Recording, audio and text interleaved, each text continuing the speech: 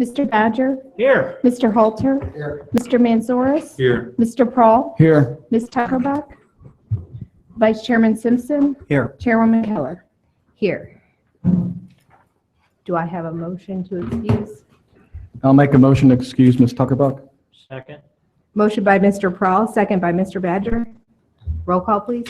Mr. Badger, Yes. Mr. Halter, Yes. Mr. Manzoris, Yes. Mr. Prahl, Yes. Vice Chairman Simpson, Yes. Chairwoman Keller. Yes, that motion carries. Moving on to item 2, would the clerk please read this into the record? Approval of the motion summary of the Planning Commission meeting held on March 2nd, 2016, as recorded and transcribed. What is the wish of the commission on this item? Make a motion to approve the motion summary of the Planning Commission meeting held on March 2nd, 2016, as recorded and transcribed. Motion by Mr. Halter, Second. second by Mr. Manzoros. Roll call, please.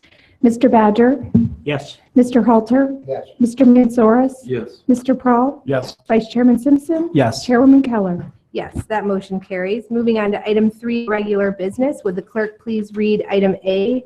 Should we do, just item A into the record, please? Item A, 2016-0697, a request by the City of Delaware for approval of amendments to Chapter 1151.02, non-conforming buildings or structures, and 1151.03, non-conforming use of buildings and land of the Planning and Zoning Code to revise regulations related to non-conforming use of buildings, structures, and land. Okay, thank you. Who's the presenter? I am. Okay. This is a city-sponsored rezoning, and throughout the city, there are several existing single-family homes that are zoned multifamily or non-residential for various reasons that are considered non-conforming uses per the zoning code. The example is that if the house is destroyed by more than 50%, that they can't rebuild that house per our code. And that kind of limits some of the single-family units in town. And some of the reasons why a lot of these uses are zoned multifamily or commercial is that some of these houses were constructed before zoning. Some of them were 100 years old. And other reasons, past city-sponsored rezonings of perceived commercial corridors over the years rezoned what was perceived as commercial, that there's still single-family homes today. So over the last, since I've been here since 2011, we've had 3 rezonings that affected 9 properties to get them into compliance. And what we're finding out since the recession, the lending practices of the banks have changed. They're not, some banks aren't giving them loans or refinancing on these houses. The genesis behind this rezoning is people on Lewis Street, which is on the east side of town, just between East William and East Winter. Those individuals need to refinance their house. They're zoned commercial. They couldn't do it. We did some research, found out these houses were, they're almost 100 years old, some of them, and they were built before zoning came in. And when zoning came in, they made them commercial. We met with these neighbors at a staff conference about a month ago, and staff decided instead of rezoning these properties individually and maybe creating spot zones and continue it through the years, is that staff recommend putting an exemption for single-family homes only, that they would be in non-residential districts and in multifamily residential districts. If a single-family house was there, that if it's destroyed by more than 50%, it'd be exempt of that condition. That way, banks would be able to, lending institutions would be able to write loans and the like. So we met with the 4 or 5 individuals out there. They agreed with that city-sponsored rezoning as a whole would make sense instead of rezoning their individual parcels, because in the future, those might be commercial. When they sell those, the south on William Street's a certified station. If that ever expanded, those houses could be marketable to future commercial uses. So that's the genesis behind this. We are revising 1151.02 and 03. We're adding a language that pretty much exempts single-family homes in the 2 sections that are affected. Staff recommends the rezoning amendment as as the text indicates in your packet. If you have any questions, I'd be happy to answer. Questions from commission members?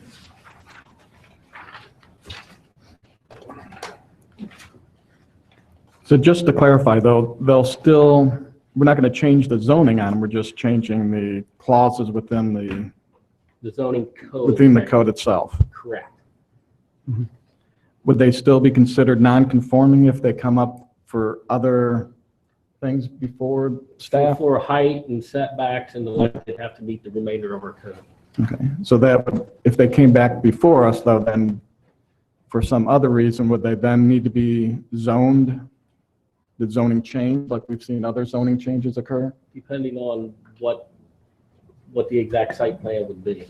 Okay, Yeah, and most of the circumstances you're describing, Commissioner, would probably involve variances of some kind Right. rather than actions before you, but could involve larger rezonings if you're in a mixed area, an area that just is determined to be maybe needing to be in a different zoning, kind of like what we did on South Sandusky Street in a truly mixed environment. okay, And we had this on Liberty Street too, but Liberty and Lincoln. Yeah. Those I two think- houses there that were Yeah. attached to, which are part of the property where the grocery store used to be years and years ago. Mhm. And when they came in, and they were trying to buy the house or sell the house, the bank said, yeah, this just isn't gonna work until you do something. Right. So we had that problem throughout Delaware, it just needs to be, I think 2 or 3 times we've had it. yeah, it just needs to be cleared And up. it's consistent for most zoning codes throughout the Mhm. country. Yeah. To be honest with you. I think time, the zoning codes are a product of their time, they Mhm. evolve. And It's also really a quirk of our current lending environment, because typically a commercially zoned property is, if it's in the same situation, is worth more. So your surety of getting paid back for your loan at the end of the day is theoretically more. But we're just in a different environment right now. And based on what we've seen in the last few years and getting out our crystal ball, we don't see that changing anytime soon. And this provides an opportunity not only to help the good people of Lewis Street out a little bit here with some of their refinancing that they're trying to do before rates go up, or go up more, try to help out anybody else that might be in the same condition, but still keep it narrowly contrived to single-family homes at this point. So this request is only for these 6 properties? Now, it'd be citywide, Okay. be citywide for single-family dwellings. But if a single family is on a piece of property that is zoned business on B3 or, and they want to remain B3, This allows them that's to okay, right? remain B3. So they're in good shape there, there's no, okay. This is just for those who want to refinance or buy or Sell sell the as a house. single family Right. home, Or there's an act of God that burns down their house. Yeah. They can and they rebuild want to rebuild a house. to the extent that they had a house there before. Now, if they take their house down of their own willful volition, they demolish their own home, then we don't allow that to be rebuilt. You did that to yourself. But certainly for an act of God, tornado or fire or whatever it is, pretty reasonable to allow someone to rebuild what they had there. Okay. We'll find approval will have to go before council then? That's correct. Okay. Is there any member of the public that would like to speak on this item? If you would like to, just raise your hand. We'll call you to the microphone to state your name and address for the clerk, please.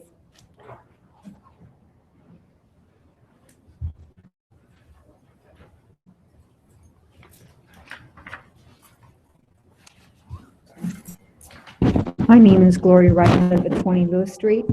The reason this came about is I tried to refinance my house, and the bank stopped it at the appraisal because it was zoned commercial, and because it could not be rebuilt as a single-family home, the loan couldn't go through.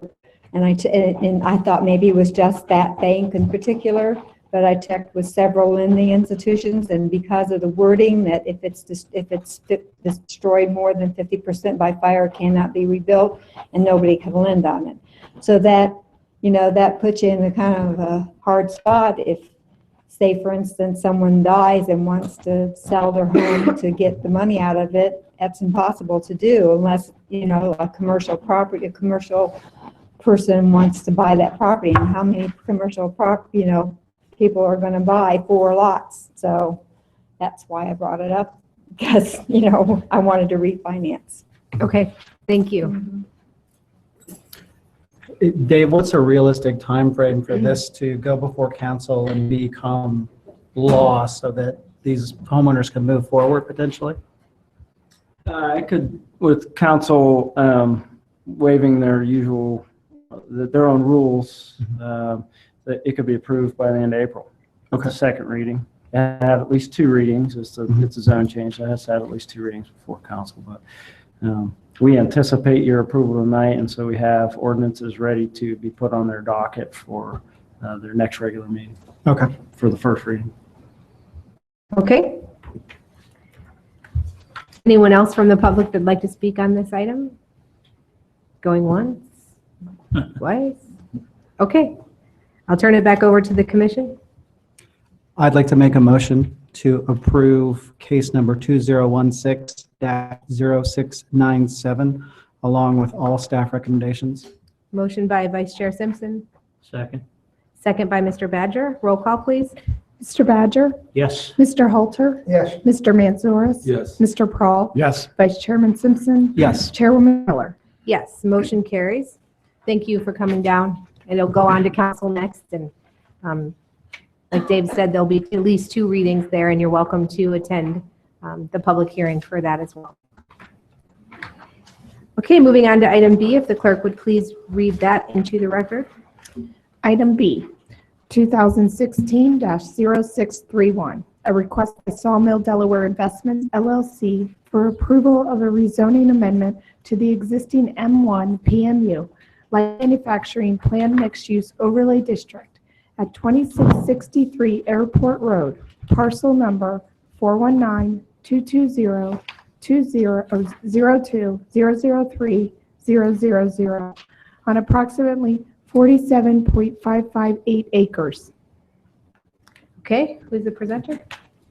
Lance left, so it's me. Okay. No, it was going to be me anyway. Madam Chair, members of the commission, and clerk, I apologize for putting the parcel number in there and making you read that. It's your voice tonight. Sawmill Delaware Investments LLC's property, or the EMS rezoning, you might recall us referencing the rezoning case that way because it came through at the same time, is located on future, let's say, emerging Sawmill Parkway at this point in time, just west of 42.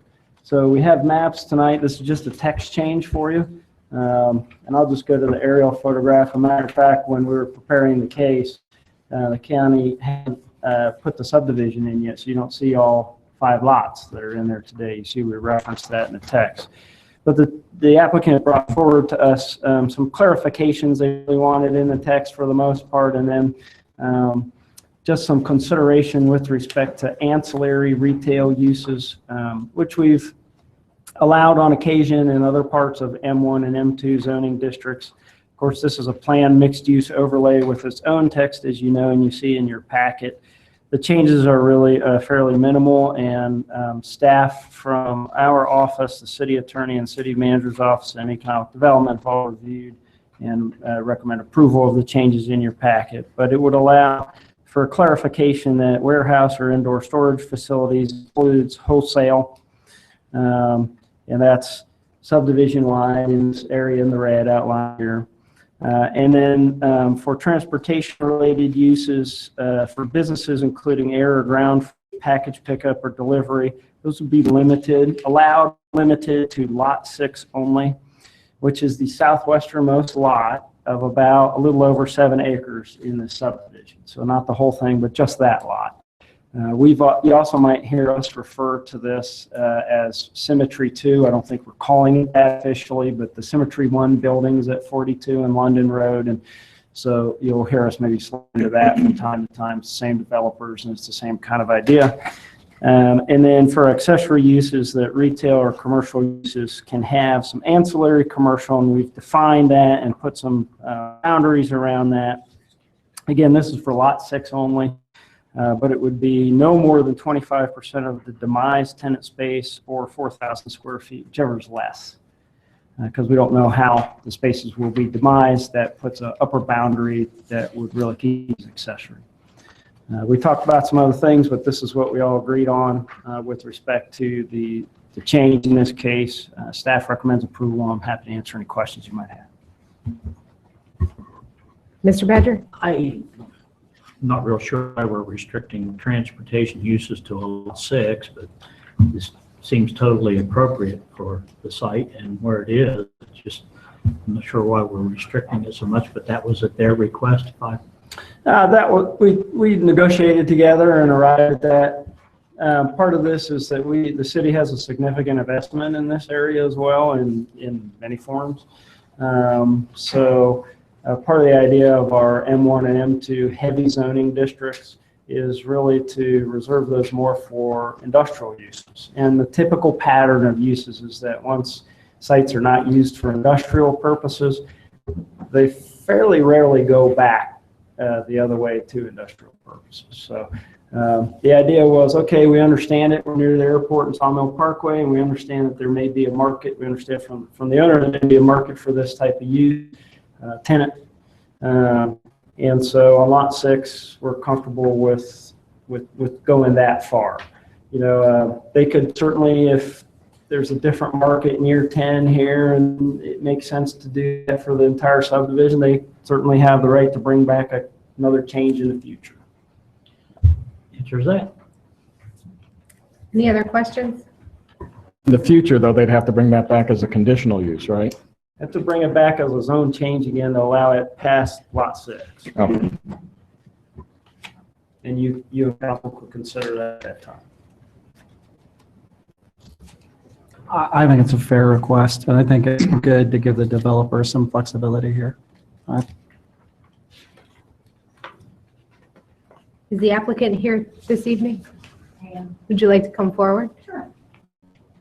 We just need your name and address for the record, please. I'm Amy Biondi Huffman. My address is 8400 Industrial Parkway, Plain City, 43064. I'm with Fed One Dublin and also Sawmill of Delaware Investments. I'm one of the partners in that project.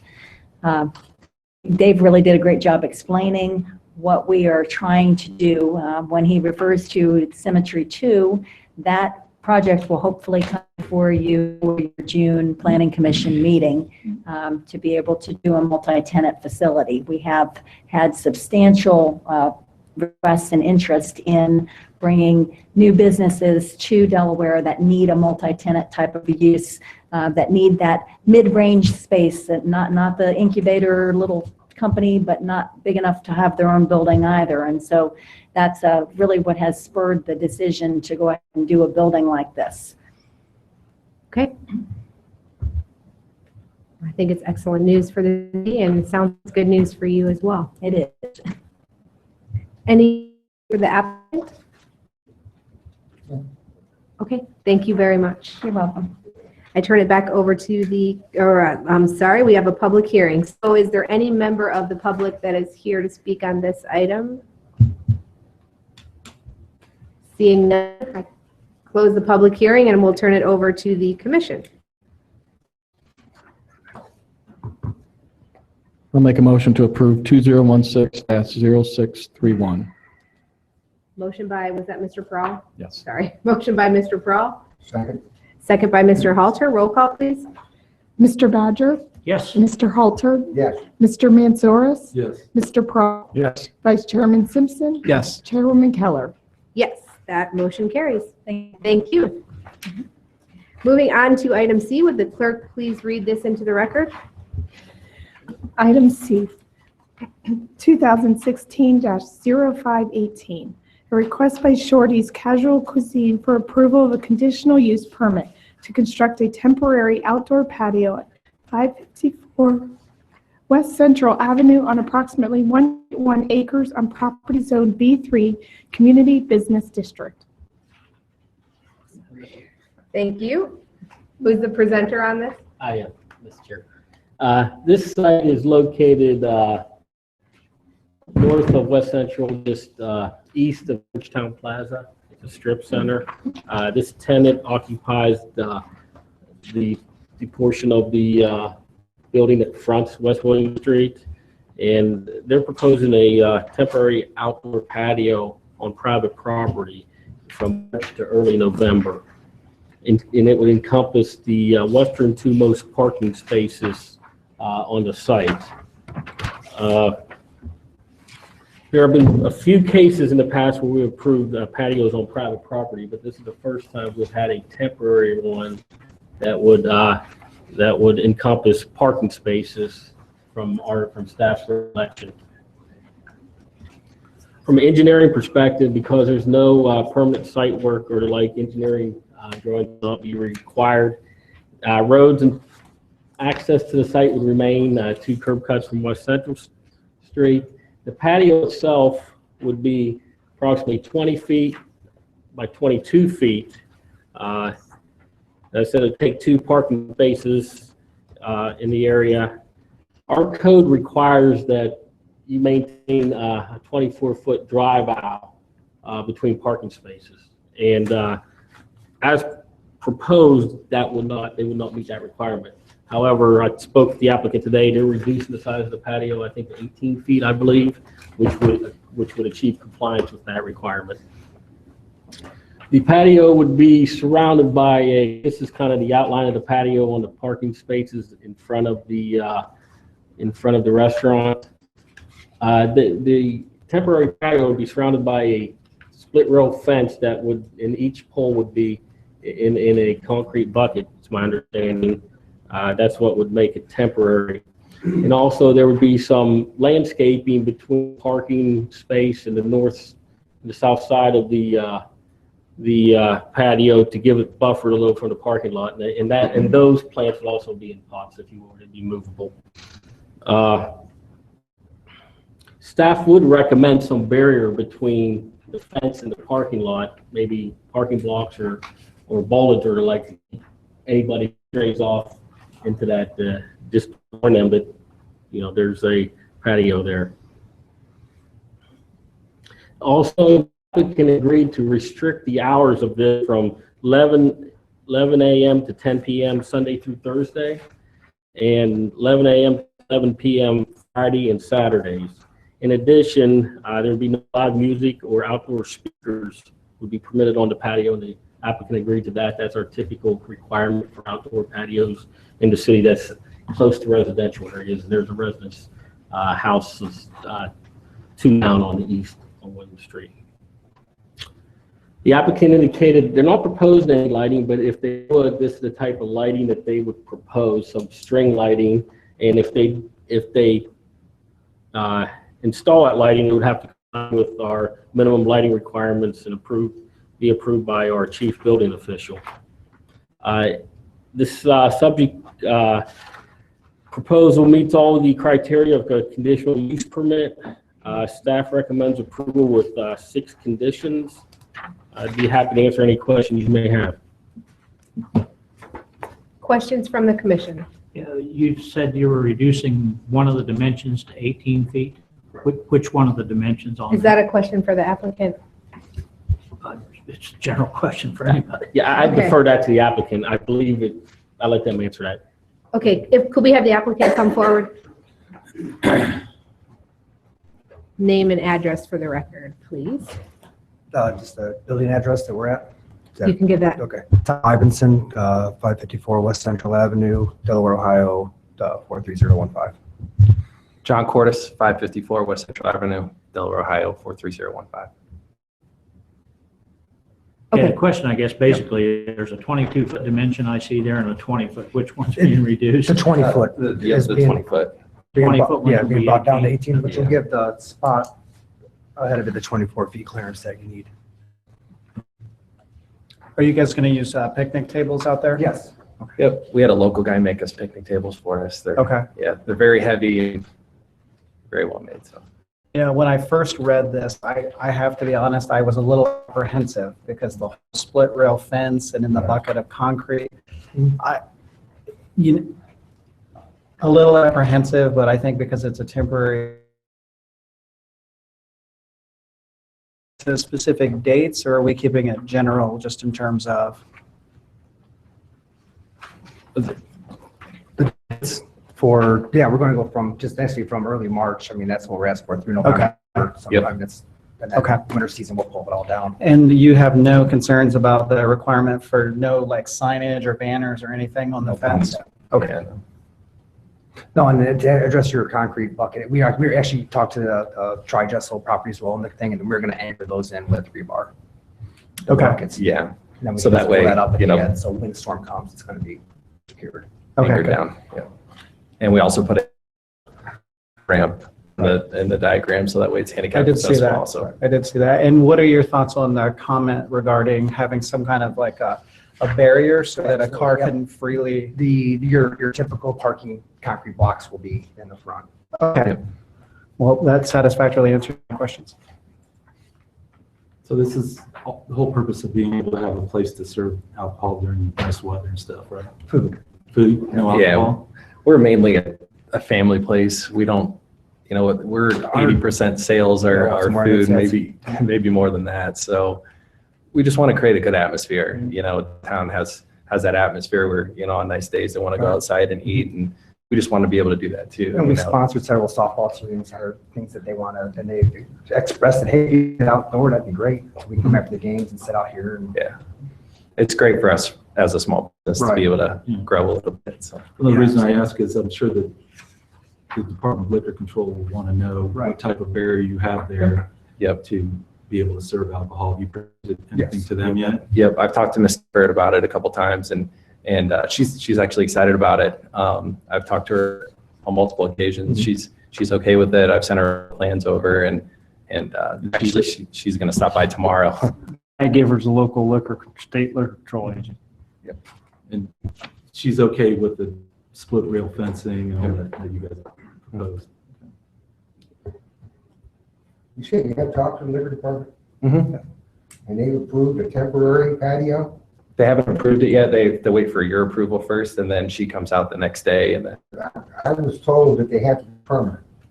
Otherwise, the fencing, as far as I know, from what she told me, I'm just saying, we ought to make sure. Yeah. You may find out that the concrete bucket is not gonna work. I'm just giving you a Right. little heads up on that. yeah, and we have some flexibility with the Okay. Tri-Jessel, yeah. yeah, with Tri-Jessel. She wants to see us be successful. She as long as we don't build on, I think she'll be good with everything. I just wanted to mention from staff's perspective, temporary is 1 year. If they would want to renew this, would come back in front of you next year. And I think, Okay. and I spoke with the applicant, and I think their intent, if it's successful, they may want to put a permanent one in. I don't want to speak for you, but That's the goal. Yeah. That it would be, We'll see to how- be anchored all the way in. Yeah, But, And we'll see how this gear. Plus, if the liquor department approves it, they can, even though you're not using it in the wintertime, the approval will be there forever. Right. Yeah. Okay? That's the only thing Oh, okay. and instead of using the word temporary, although your idea of temporary, I imagine you're not gonna be using it year round. Yes. Or may not, it won't be heated or whatever, maybe. Yeah, no, we're Well, not crazy gonna weather, you could probably use it all year round. Right. But, I'm just saying, is it, temporary, if it has to be renewed every year, would be, pardon me? will have to, you say if they go for a temporary use, every year they'll have to come back? I think that's the staff's intent of that, yes. Then I think they'd be better, and it's just here's my suggestion, is to go for permanent. It's the same thing. You can always take it down. If you know what I mean. Right. I mean, if it doesn't work out, it's just, it's not worth the hassle for one reason or another. We're just not gonna use it anymore, then it just, it just goes away. But perhaps you come back every year and renew it and have to pay a fee if there is one for every year. I think also from staff's perspective, if it was permanent, we'd look more at the aesthetics of it. But some of it may be a little more aesthetically pleasing than the temporary nature of what they're proposing. Yeah, I think Right. part of the original proposal was we want to try this and kind of see how it goes. Business, which we understand, appreciate. It's a new owner, so it's really a new business, even though they bought the business, but first time they're paying the bills, I guess. So, see how it goes, see how the space goes. That gives us an opportunity to see if there are any issues with noise or the drive aisle or the aesthetics or any of those issues, and make adjustments heading into what would be season 2 or a year or 2 from that point. And they may decide, yeah, it's not working, we don't want to do this anymore. They may decide, yeah, and we've had these conversations, we want to make this more a permanent outdoor patio on private property. Could be liquor control reasons, it could, even though that's not, you're not looking to do that right now, but you might. It could be aesthetic or safety reasons or any number of reasons. Kind of gives us a look, all chance to digest this in a year, take stock of where we are. Any other questions? Has there been any other notice to the other tenants in that building? Yes. Heard? Yeah, they're all about it. They, Yeah, and the residents. in the yeah, area they're also. excited. I walked down from the location all the way down to the next stoplight, and I talked to every resident except for one. The lady's never home. I tried her like 10 times, but I get tired walking down there all the time. But everybody approved it. No one has a problem with it. One lady just said, "Hey, just make sure it's not loud." And that's like, we're not going to be loud. Yeah, there's no we're music, so. Yeah, no music. It's going to be people eating pizza, and that's about it. So. And just one question, I didn't see anything in there about issues with losing 2 parking spaces, and all the times I've been by, there's never been a problem in parking spaces, but. And there's more than enough spaces per code, and the owner also indicated they're okay with. So even if it was a permanent situation, Right, there's no correct. issue and all Yes. that, so, Yes. Okay. Any other questions? Thank you very much, gentlemen. Thank you. At this point, I'll open it up to any member of the public that would like to speak on this item. Okay, seeing no member of the public, I will turn it back over to the commission. I'll make a motion for application 2016-0518 to approve that with all staff recommendations. Motion by Vice Chair Simpson. Question, Okay, do we need to address the issue of the liquor permit and that this doesn't constitute giving them permission? You can if you like, but I don't think it's necessary because that is a state approval process. Okay. Actually, It's in the- condition 2 addresses that. Yeah. Did I miss something? We Oh, yes, we you just did. noted it's a state I apologize. process. Maybe in a different manner than what you said, but that was the intent of condition 2. Then I say, yes, you can. Second by Mr. Badger. Roll call, please. Mr. Badger, yes? Mr. Halter, Yes. Mr. Mansoris, Yes. Mr. Prahl, Yes. Vice Chairman Simpson. Yes. Chairwoman Keller. Yes, motion carries. Good luck. And that will go on to City Council. Yes. Thank you. Moving on to item B, Belmont Place. Would the clerk please read items 1 and 2 into the record? Item 1, 2016-0488, a request by Glen Road Capital LLC for approval of a final subdivision plat for Belmont Place, Section 2, consisting of 25 single-family lots on 6 acres zoned R2 PMU, one family residential district with a planned mixed-use overlay district located on Instance Lane and McNamara Loop. Item 2, 2016-0492. A request by Glen Road Capital LLC for approval of a final subdivision plat for Belmont Place, Section 3, consisting of 24 single-family lots on 7.271 acres zoned R2 PMU, one family residential district with a planned mixed-use overlay district located on Brett's Lane, Instance Lane, and McNamara Loop. Okay, presenter? I am there. Okay. This site is located east of Glen Parkway, north of Peterslow Road. It's zoned residential, that portion of the development. This is the aerial. You can see section 1's already platted. This is pretty much vacant farmland out there. To give you some history of this, back in December 2003 or 2013, City Council approved a preliminary development plan and plat. In March 2014, the applicant came in and got the final development plan for all 74 lots approved and the final plat for Section 1. Section 1 is in yellow on the exhibit here, and it's been constructed. Section 2 is in green, and Section 3 is in blue. So they're doing the next two sections that encompasses the last 49 lots of this phase of the development. The engineering drawings were approved back in 2014 for this entire section. The access to the site would be from Crownover Way, from that intersects with Peach Blow, and goes into McNamara Loop, Brett's Lane, and Ensign Lane. Goes through Section 1, Section 2, and 3, respectively. This was a planned mixed-use development, and the development text requires a minimum 8,000 square foot minimum lots, which would be 65-foot wide minimums, 125-foot depths, with typical 30-foot front yard and rear yard setbacks and 8-foot side yards. The minimum house size is 1,500 square foot in this area, and the corner lots are oversized per code.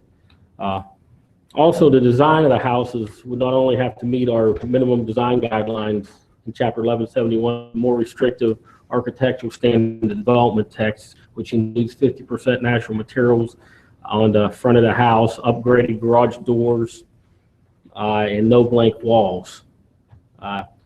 Section 2 and 3 doesn't have any open space in it. However, Section 1 had about an 1.5 acre active park, which includes a tot lot with play equipment, a half-court basketball court, and an open play field with benches and landscaping. The landscape plan was approved by Shade Tree Commission in 2014 for the entire site, and the lighting plan was approved back in March of 2014 for the entire site.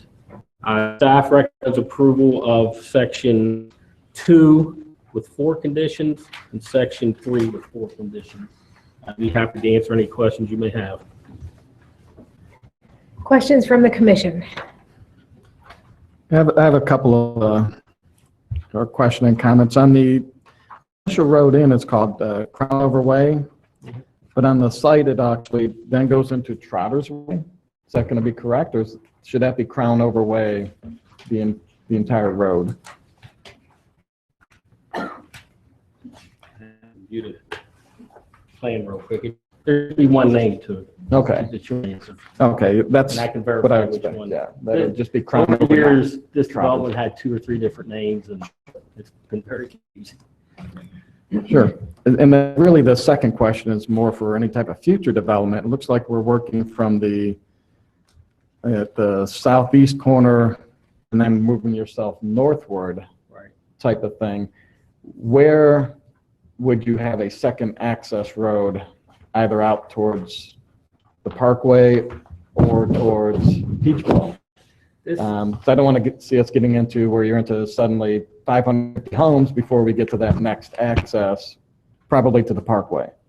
that's a good question, because looking at this exhibit, you can see the eastern half is zoned residential. Yes, The western half is zoned commercial. yes. So whenever they do the next section, assuming that's next, residential, some decision might have to be made at that point to determine how much residential they can have until you go through the commercial property and get back out to Glen Road.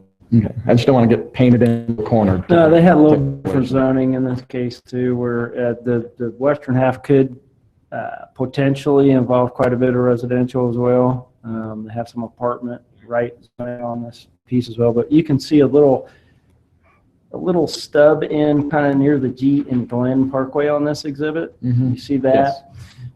So the midpoint, I'll call it midpoint road, so we don't confuse it with Crownover Trotters, but you can see where that comes off of Peach Blow, and the idea is that road swings around or 90s into the Parkway.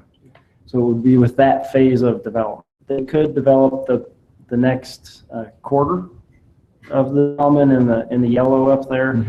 Really, probably, I would guess, a single-family condition, but again, they have different zoning on the property, so it could be some condos, it could be apartments.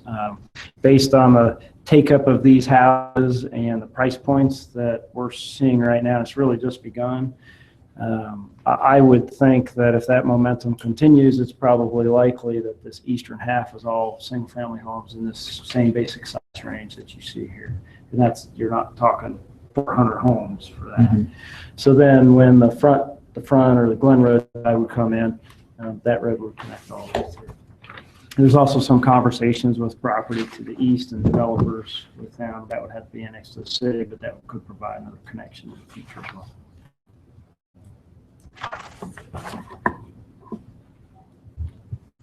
Any other questions? Is the applicant here? Yes. Would you like to come forward? And Name and address for the record, please. Kevin McCauley, 6689 Dublin Center Drive, Dublin, Ohio, 43017, representing Glen Road Capital LLC. Don't really have any comments other than make sure if you have any more questions, be happy to try to answer them. I think these guys have put it well together, and it's just the next step right now. Finally going really well, though, I would tell you. It's been a long process, but we're pretty happy right now. Lots are selling quickly. They are, yeah. I mean, once it got started, it took us a little while. You know, I'd say we finished and delivered lots, as I'll say, you know, to my builder in August, but just because of the timing year and, you know, when things really get going, it really started selling in January, and we have 4 lots left out of that first 25. So in 3 months, we've gone through 25 lots, which is a phenomenal pace. So Who's the builder in here? This is Ryan Homes, Okay. NBR. Yeah, so they're doing really well. I think I haven't dissatisfaction through when they're coming through with any of the problems with the homes or the lots or anything. I think they're doing a really good job, stand-up job. We're trying hard to keep the site really nice, and right now things are moving. So we may start, as we're getting both lots here, we're talking to Jennifer, we may do all 50 lots just here in the next few weeks. Go ahead and get them out. We're getting pricing now. They're moving, so it's nice to see at a higher point than we all imagined. So it's great. What's that price point? You know, they're averaging right now. I don't know if I had the exact average, but I'd say they're averaging closer to, Dave may even have it. I don't know if you've seen the permits or not. Maybe closer to 400. Where I think when we zoned it, anticipated and came in, we were talking 275 to 325. I mean, one of the lots went out at over 500. So they're really, what we're finding in the market right now is the smaller lots people are really liking, and they're putting the money into the house. So if you go on into their houses and looking, they're all doing granite countertops, they're all doing hardwood floors. The houses are, I mean, if you look at the model that's out there, it's really nice, and that's what everybody's seeing. So they're not going with these great big giant houses. They're just going with a modest sized house, but they're putting it into the house. They're really nice. I was shocked by how nice they were. So pretty happy with it. Yeah, it's significantly higher than what we anticipated, and I think a lot of that is Central Ohio. Yeah. High demand and very, very low supply. Yeah. At this point. Yeah. So, and there's a lot of first time or lower stuff out there that you can find, and so I think they found Ryan was able to move that up, and you know, people are coming. Finally, it's been a long time. Dave and these guys know a lot of struggles, but yeah, we're happy finally. So. Okay. Any other questions? Okay, thank you very much. Excuse me. Can I please just have you repeat your address one more time? 6689 Dublin Center Drive, Dublin, Ohio, 43017. Thank you. Okay, at this point, I will open it up to any member of the public that would like to comment on this item. It's not a public hearing, but we will allow public comment if you would like. Seeing none, I will close that portion and turn it over to the commission. I'll make a motion for approval on 2016-0488 with all staff recommendations. Motion by Mr. Prohl, Second. second by Mr. Badger. Roll call, please. Mr. Badger? Yes. Mr. Halter? Yes. Mr. Madoris? Yes. Mr. Brawl? Yes. Vice Chairman Simpson? Yes. Chairwoman Keller? Yes, motion carries. Make a motion for approval on 2016-0492 with all staff recommendations. Motion by Mr. Prowl, I'll second again then. second by Mr. Badger. Roll call, please. Mr. Badger? Yes. Mr. Halter? Yes. Mr. Mansoros? Yes. Mr. Prohl? Yes. Vice Chairman Simpson? Yes. Chairwoman Keller? Yes, and that motion carries. Thank you. Thank you. Moving on to item E, if the clerk would read this into the record, please. Item E, 2016-0503, a request by Fed One Dublin LLC for approval of a combined preliminary and final development plan for an approximate 40,000 square foot addition to Midwest Acoustic Fiber on approximately 14.70 acres zoned M2 General Manufacturing District located at 759 Pittsburgh Drive. Okay, Mr. Rebecca? Yeah, the site located south of Pittsburgh Drive and west of London Road, zoned M2. It's in our city's industrial park. The existing site fronts Pittsburgh Drive. It has two access curb cuts from Pittsburgh Drive and one from London Road. The applicant's proposing a 40,000 square foot expansion to the site, and that's in the green, the south portion of the site. And also on the west, they're putting on a canopy, about 100 by 80 foot canopy on the existing portion of the building. The portion in yellow on the exhibit is the new pavement they're putting in, and on the southwest portion of the site to these improvements. And also on the eastern portion of the site, the expansion of the parking lot of 40 new spaces for a total of 99 spaces to accommodate the required parking for the site. The engineering department's reviewing construction drawings as we speak. The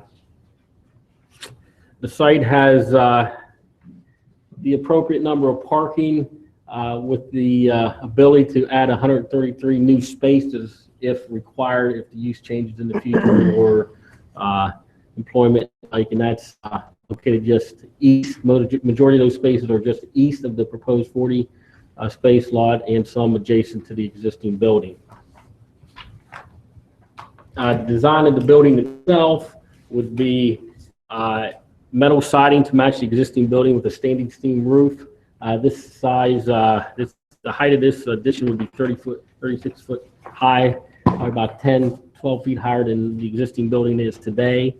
A few trees are being removed. They're pine trees. We need to verify the size of those to ensure that they be compliant with our tree replacement plan, and they're to be replaced or give us a payment in lieu. They achieve compliance with the interior landscaping requirements for the parking lot and the buffering of the parking lot. They're proposing 3 new light poles in the parking lot. That will be 25 foot high, and 3 wall-mounted signs, or 3 wall-mounted lights on the new addition of the building. No additional signage is being proposed, and they have to achieve compliance with FAA regulations, and that currently is in the process of being reviewed by the FAA. Staff recommends approval with 7 conditions. I'd be happy to answer any questions you may have.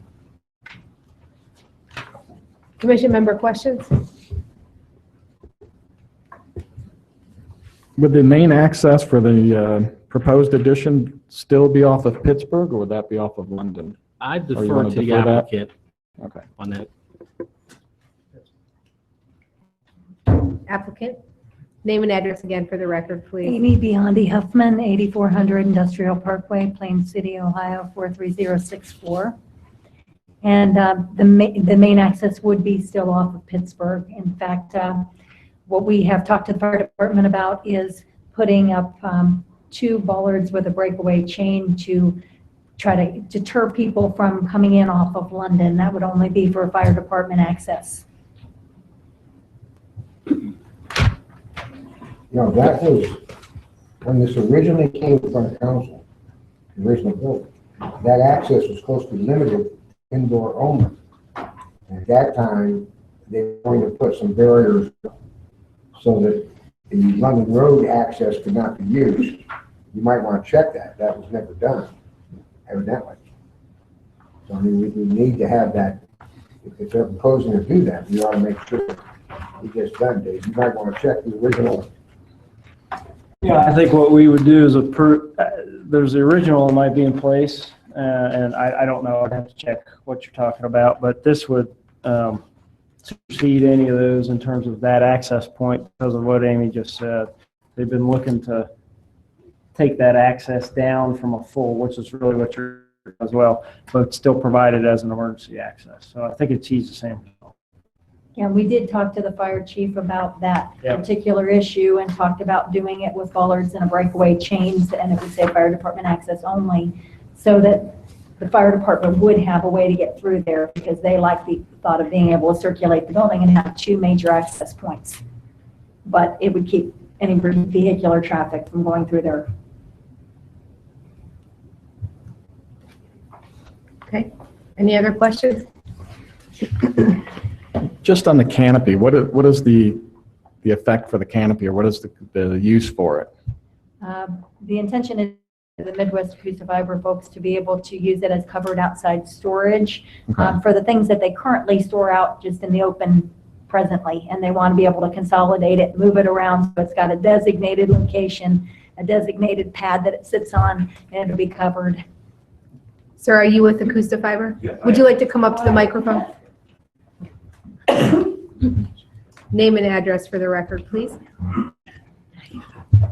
Patrick By, 5161 York County Road, Ohio. And yes, I'm with Acoustic Fiber. You stated exactly right. The canopy is basically to stop storing that outside and actually undercover. Actually will improve the manufacturing environment where we will have those containers and skids undercover. They won't get wet. They won't bring water into the facility. And so it basically substantially improves the environment. Okay. Is it going to be a raised pad? Is it slightly above grade? It is. It's a concrete raised pad. Okay. And the access road also, exactly as you stated, we don't like the fact that people cut through. It's better from an employee safety standpoint that we limit that. And something else that we're doing, just for your knowledge, to improve the site is that currently the area to the south of this addition, the kind of the lane that you'll see striped there is a gravel lane, and we are going to pave that for the fire department so that they have access all the way around the building.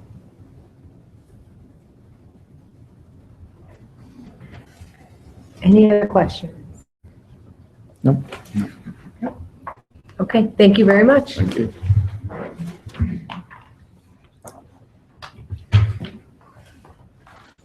Is there any member of the public that would like to speak on this item? If so, raise your hand. Seeing none, I will turn it over to the commission for action.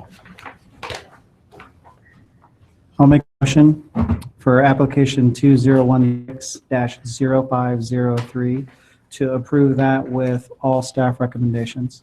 Motion by Vice Chair Simpson, I'll second. second by Mr. Manzaros. Roll call, please. Mr. Badger, Yes. Mr. Halter, Yes. Mr. Mantzoris, Yes. Mr. Prahl, Yes. Vice Chairman Simpson. Yes. Chairwoman Keller. Yes. Motion carries. And at this point, we are going to take a 3-minute recess to just allow ourselves to get collected and prepare for the next case. So we will be back here, and I'd say 3 to 5 minutes. 35.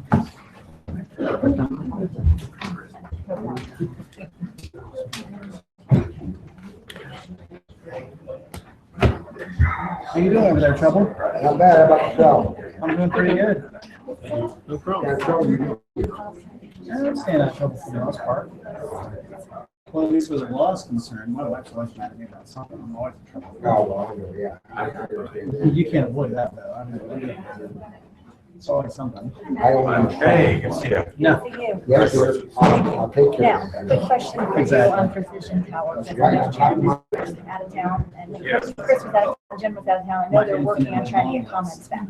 Provided those comments are pretty minor, which I'm hoping they're going to be, but of course, till we get the. How Bartlett's doing.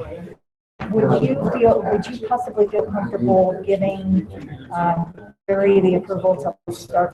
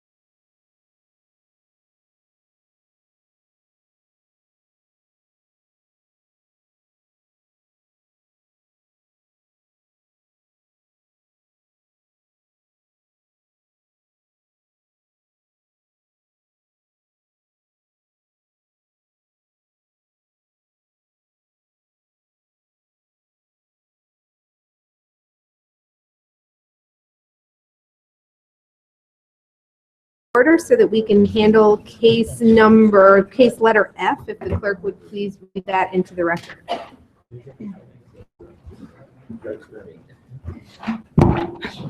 Item F, 2016-0517.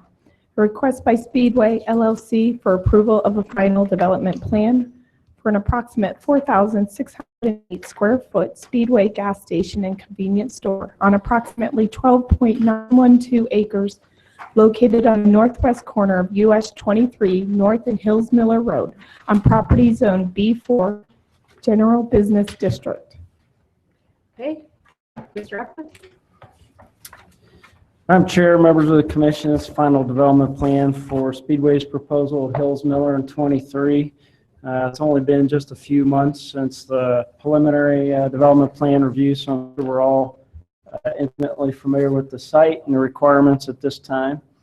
What I can tell you is that the final plan is matching in all respects a preliminary plan, with the exception of some additional enhancements that we'll walk you through here as well.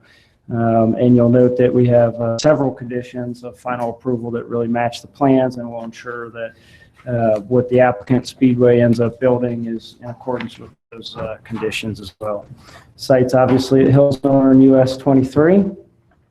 It's currently zoned B4, which allows this use and a range of other uses. Aerial photograph should we need it. And let's just jump right into the final proposed site plan. The shading you can see, again, it's a 13-acre site. They're proposing to build on about 4.8 acres of it. The light green here represents the balance left in open space, and it'll be landscaping and as easements and bike paths and other things across it. The dark green will be a permanent conservation easement, as we discussed with the preliminary.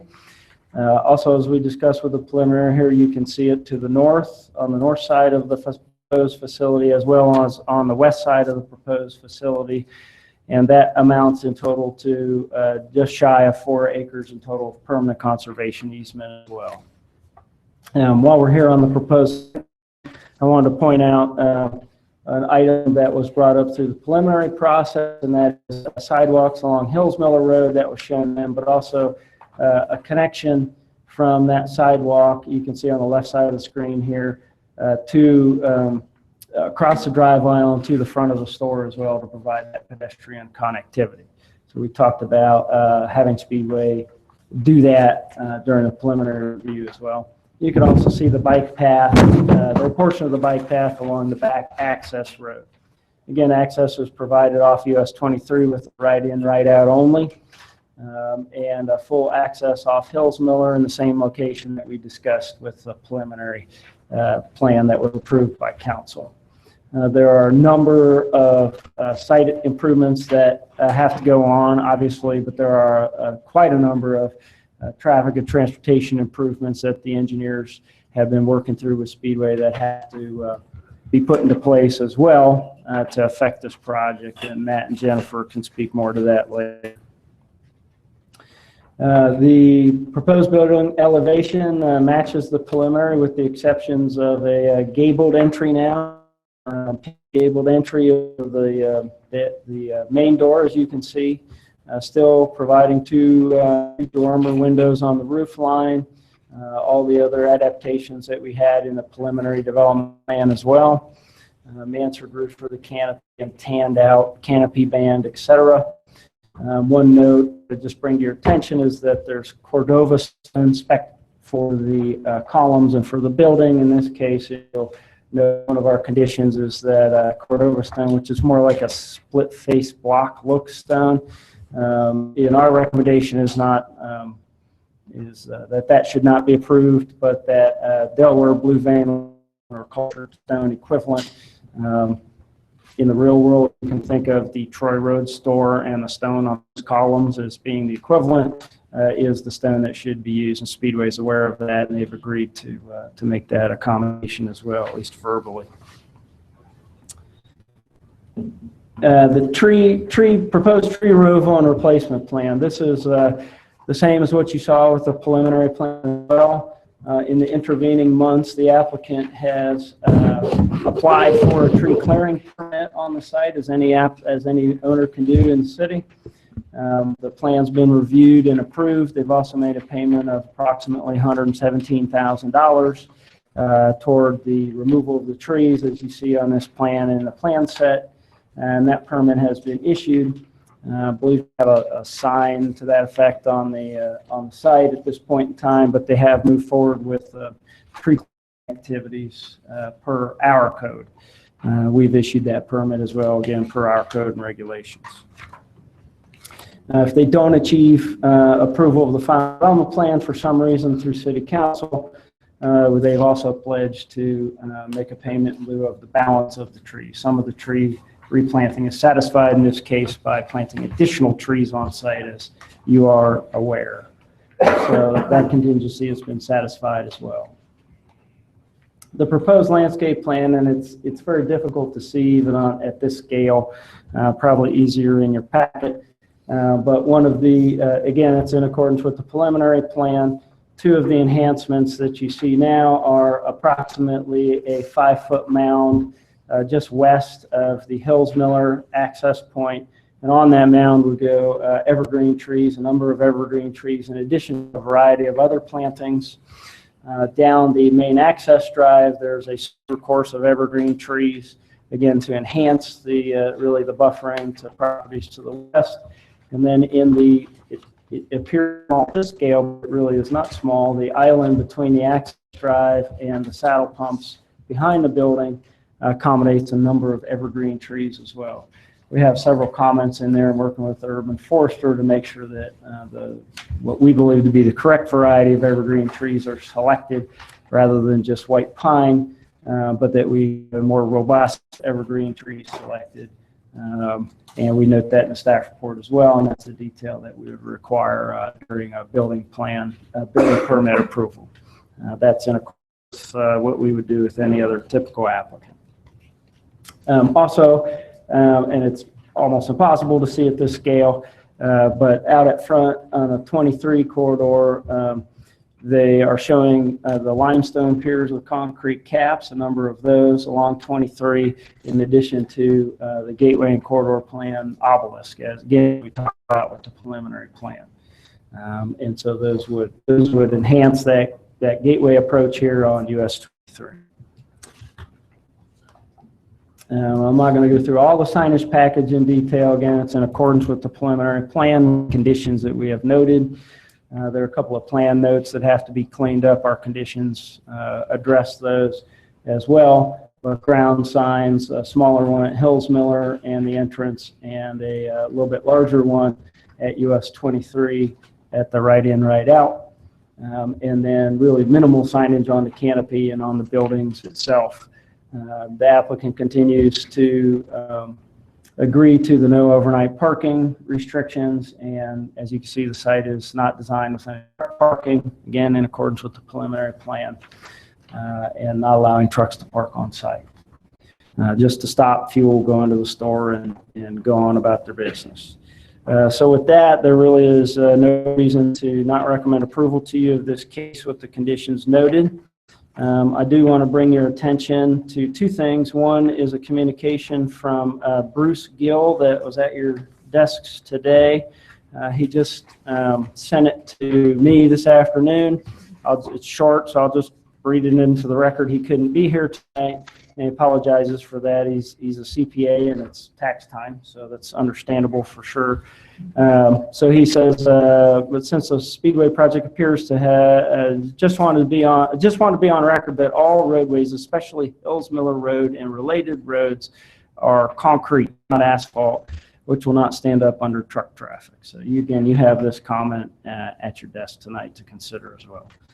Made part of the record. And then lastly, we've been working, engineering is working with the applicant over the course of months, but the last several days in particular, and we have arrived as a staff in consultation with the city attorney and others at a revised recommendation. You have those available at your desk tonight too. The revised recommendations concern our recommendations 2 and 3, as written in the original staff report, and really what we're revising is to make much more specific language relative to adding some clarity, responsibility, and timing to those 2 particular recommendations. So those revisions are at your desk as well. With that, the other 22 recommended conditions stand as far as staff is concerned, and we're happy to answer any questions that you might have.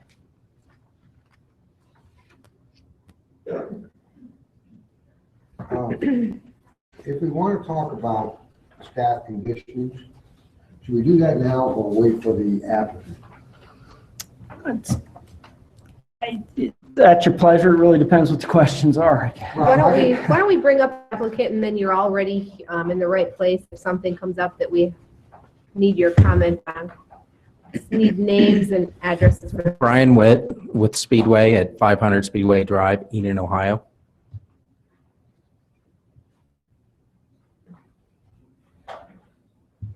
Chris Warshaw, 395 Springside Drive, Suite 202, Akron, Ohio. Did you have a short presentation you wanted to give? It's going to mimic a lot of what has already been said. I've got it up here that we can cycle through, but you know, as far as our presentation, we have over the course of the past few months, ever since we got the preliminary development, we've submitted our engineering plans that have been reviewed, and we have resubmitted those again. So the engineering work is all being worked through with the city engineers. Other kind of just housekeeping items, we've gotten a few permits already in place for the project, kind of outside the city's realm. So we've gotten our NPDES permit approved through Ohio EPA, and we've also started to submit some of our building permits and some of the health food permits as well, just to kind of keep you guys aware of kind of where things stand. And so at this point, you know, if you guys want to discuss the conditions, we can discuss the conditions. If you have any other further questions for me, I think Dave did a pretty good job explaining it. And so anything I would say would be kind of redundant at this point. But if you have anything else for me, I'd be more than happy to answer for you. Okay. On condition 3, are you requiring those additional right-of-ways? We have, we're essentially looking for right-of-way agreements. Some of it is already in the right-of-way, and we would be allowed to complete some of that work. There was just one, the biggest, I think, discussion that we were having with staff was associated with some of the acquisition of property that had current existing conditions to complete the engineering drawings, and just our concern with, you know, potentially not. That's why we kept trying to detail out the condition, to just try to make sure that everybody was aware and maybe, you know, had some expectations of where we would be as we tried to move through that process. We're fine with, you know, if we have to work up to not achieving our building permit at that point. If there are issues with completing the engineering plan, we don't want to get too far along in our own process, spend a lot of money, and then essentially have a empty building sitting somewhere. So, you know, we want to meet those and then want to meet our expectations for the engineering for the city. I think to get back to your question and to kind of build upon what I'm saying, Speedway's real estate representatives have reached out and have made contact with that property owner, and discussions are ongoing at this time. Then on the right out, on the southbound, how far before they'd get to the drop lane? Would that be like 250 feet? Or is that part of the needing to have all that easement done for that? No, that's not related. There's enough right-of-way along 3. The actual right-of-way issue that's popped up is at the corner itself on the turning radius from what would be southbound vehicles turning right onto Hills Miller Road. Okay. That's where the right-of-way is shaped very oddly and protrudes out actually into the existing right-of-way. It's kind of a little bit of a unexpected, unpleasant surprise as the design unfolded and the survey was verified. And that's what we've been trying to work through over the past week or two is what does the design look like, and is it constructible inside the right of way? And if not, what's the contingency plan? Yeah, and so what Speedway has agreed to and what we will continue to work for on our design plans is we'll end up designing out as if it would be built on the first day. With the contingencies, and this is kind of how these conditions have been reworded, is that, Speedway, again, has already reached out to the property owner. However, if that property owner becomes unreasonable in his demands, or whatever case may be, that between Speedway, the city planning department, city engineering department can come to a mutual understanding of saying, okay, Speedway is willing to bond that improvement, saying, yes, we will do this. However, it's becoming unreasonable in time and effort at this point. Let's go ahead and get the thing built. It's being designed and constructed so that when that property demands are met, or when an agreement can be made for right of entry or for additional right of way, that the rest of the improvement can be made harmoniously with everything else that's been done. And Mr. Probably didn't answer your question directly. I apologize for that. The spacing question, Yes. I wouldn't want to see it any closer than it is now. Now it's meets standards, Okay. but I wouldn't want to see it any closer. Yeah, I just want to make sure we're backing up out of that. So can semis make this turn okay without this additional right-of-way? Is this going to be Yeah, an issue? the pavement will continue to deteriorate. Okay. What we would, in an ideal world, if the right of way was shaped the way we did it, being shaped for the survey, they would be replacing that pavement on that radius as well. So it just means quicker deterioration. And we hope that we don't have to deal with that. We hope all this is resolved and they can do the improvement as designed. And when they talk about bonding the improvement, they're not talking about bonding the highway improvements. It's just that little area. But their plans will have to have a contingency note in it, how it's non-performed during construction. And in fact, it's, the way we have it written down and what we've discussed, what Speedway is providing is actually not a bond, it's cash and escrow, which is better than a bond from our perspective.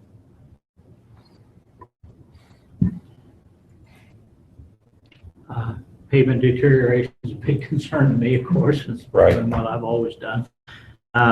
It says in item 2, I think it is, the roadway improvements per the impact study and city engineer's office. Largely that ends up being widening extra lanes, but what about the existing structure of the existing pavement? Is that addressed by the bond? Or actually the bond was, we are focusing a lot in this conversation we just had on a very small piece of the improvements that has caused concern about who actually, how the right of way is actually going to be required. So I don't want to confuse it with all the other substantial improvements that are going to take place in right of way that already exist, particularly Hills Miller is going to be rebuilt. It'll be a total rip out, replace on Hills Miller. And I do support the comment, just for the record, from Mr. Gill that the section being, we can talk about this more before we do the second review. But I do support the comment that the Hills Miller be rebuilt as a full depth concrete section. We're going to ask for that again. So just a heads up, when we move on our second review, we're going to ask that Hills Miller be full depth concrete up to your entrance. Another question, if I might. Item, where'd it go? 6. The overnight parking, it's not proposed, and I understand that, but there's a significant amount of ground detention pond, I think that is, that could be at some point used. Does that have to come back before the commission, council, or anything before any change like that could be made? Again, the ground that you see in dark green there north of the detention pond is proposed for permanent conservation ease. Sorry if I'm... So it would preclude what you're talking about.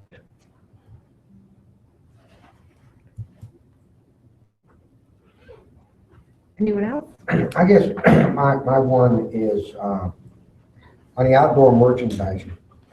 Okay, I know the last last gas station we did down there at Turkey Hill, and I think it's a great idea, is that there be none outside. Now, I understand the propane tanks and the ice box, okay? But I would like it, say, I'd like 21 and 22, somewhat to be combined, so it says that the outdoor merchandising shall be limited to the ice box and the propane tanks, period. And there can be no movie boxes, ATM machines. So we don't have the mulch and the pops and all the other stuff stacking up in front of a building that we want to look as nice as we can possibly make a gas station look. And then have everything else stacked up in front of it. And we did it down Turkey Hill. I don't see why that would be any different there than it would be any place else we've done.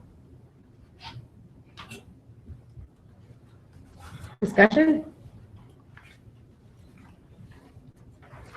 I don't disagree with Jim. I think we probably should put some protection in there to make sure that we're limiting the amount of merchandise that can be stored outside. I think it's unsightly. I don't mind the ice boxes. They make sense. They're not ugly. The propane tank, I get, but I really wouldn't want to see like bags of salt or mulch or any other storage, palletized storage outside. Is that reasonable? Well, would it be reasonable to ask that we potentially designate, specific areas for those type of sales? What would you propose? Well, if say we designate something that is in a landscaped area so it doesn't become unsightly, however, it's still available to our customers. Whether it's landscaping, masonry wall, whatever, we could potentially agree upon. It's just an option as opposed to just eliminating altogether, because just between us and Turkey Hill, we just have different business models as far as that goes. I wanted to say, the proposed language you're talking about, is that used in the Speedway of Troy Road? No, Speedway of Troy Road was already built, okay? And I'd like to change that one, but you can't go back and take away what you've already given them, okay? So, my feeling is I just don't, I don't care how you take or where you put the mulch, it's still bags of mulch. And they're still just stacked there. And I think we're trying it's an entrance into the city, okay? Gas stations, but it's always zoned for it. So, not a whole lot we can do, but why don't we clean it up and keep it as nice as we possibly can? I mean, they're in a gas station, they want to sell gas, they want to sell food inside. We're allowing and going along with the truck out back, filling stations out back, and everything else. I don't think it's a great impact to say no mulch and pop being stacked outside. What if they were to be put, and I think as Brian was trying to say, what if they were to be screened from the public right of way? I'd be willing to look at it. And they can't see the mulch and won't even know it's there. A couple of thoughts as you consider this. Turkey Hill is different in many, many respects. I understand that. No, I understand. But not as far as the outdoor stuff. I understand what you're saying. That was, the location of it and what they gave and everything. I understand what you're saying, Dave. I have no problem with that. But we're talking about mulch and pop. I understand. Can I finish? Yeah. I just want to finish my thought, and then you can feel free to disagree. But Myers gas station at the Zumba development, which is also a PMU development and had specific design controls, does have designated areas for outdoor storage as well, as does the one on Troy Road. And that is the more normal condition. Not saying you can't further limit in this case. One of the only, so I just want you to know that. Then the other thing we suggest in our staff report, and we suggested this at Troy Road and other places, City Council at the end of the day didn't end up requiring this, okay? But we suggest in our staff report that around the side of the building, there could be a corral, a stone corral built around not only the propane and the ice machine, but also that could be the area for some limited storage, and it would be limited because the side of this building isn't that big anyhow. And you'd have a corral around it. You could see it from the side of the building. It's not going to be invisible, but it would be Right. in that corral and screened from the public view, which is, I think you mentioned. I mean, Stacy, what so- are the opportunities? I mean, we've got kind of this green space in the back, this island. Is there an opportunity to put this stuff more behind the building? But I don't know if you want to start mixing. Well, there is, traffic but and- behind the building, then, I think we've heard the comments from the public with regard to this. You're getting, it almost makes more sense to put it closer to 23 side. You get closer to the residential side, and we spent a lot of time screening and buffering the backside. true. You certainly could do that, but what we're suggesting is right around the side of the building. There's an opportunity to maybe make the walkway or the area just a little bit bigger, put up brick and stone screen walls to the building and the dumpster corral and that sort of thing, and have your ice machine, your propane, and seasonal good malt or whatever it is in that particular location. That's just our recommendation. Obviously, you and City Council can do what you want. When you say side of the building, what side are you referring to, north or south? North is what we're suggesting, but you could argue either side of the building at that point. But north is what we're suggesting. That's kind of where they've shown the ice and the propane up to this point. Wouldn't the north side of the building already have some screening built into that? Because aren't there pine trees? The north side of the building is actually towards, It's on the right Towards the side of right. the diagram. So Right, So it's- it'd be weren't to there the right pine of the trees in one section of conservation easement? Up that far on the north side, sure, yeah, but there's open space with some planting, the light green, Lisa, just past Yes. the side parking lot. That does have some landscaping in it, but not, that wasn't designed for a full, like, evergreen buffer Correct. in that location. So this might be. this would be more an addition of almost like a wing wall coming off the building that would provide a Wing wall in necessary the front and screening. the back of it that screens it. But as you're going down the access aisle, you're going to look over and you'll see, just like you will the pumps on the side of the building and everything else. I think I would prefer that over having any palletized storage out closer to the road. I think I'd prefer it if it's adjacent to the building and screen. I can't speak for, or he may feel differently, but I think I could come to a consensus on that. In that area that you're talking about, it does have 8 burning bushes in there, some of the planned on. I think we're talking about, I'm going to get up and kind of show it. Yeah, you have to. What I'm discussing here. What's being discussed here is right up here on the existing sidewalls. Step on the other side of the screens for you. Very good, thanks. It'd be right here on the existing sidewall. So it'd be a building extension of a wall that would come off and be fully integrated to the building. But isn't there parking on that side of the building? There is, but again, it'd be on the sidewalk. And the site is got parking that is required by zoning code. So if it became a situation where we needed to shift some stuff around to make that work, that's something that we could ultimately work with staff in the engineering department to make that work. I mean, that's what I was talking about. There is some built-in screening on that. Just to the north of where he was pointing, there is some landscaping and some screening that's, so if you're headed south on 23, you're Yeah, I was gonna say, from the 23 side, yeah. you're not gonna see that much. Why don't we hold off on making a decision on that until, let's just kind of wait till we can get some of the public's view on that and let them weigh in before we make a decision. Is that okay with? Okay. So then we can just move on to other items.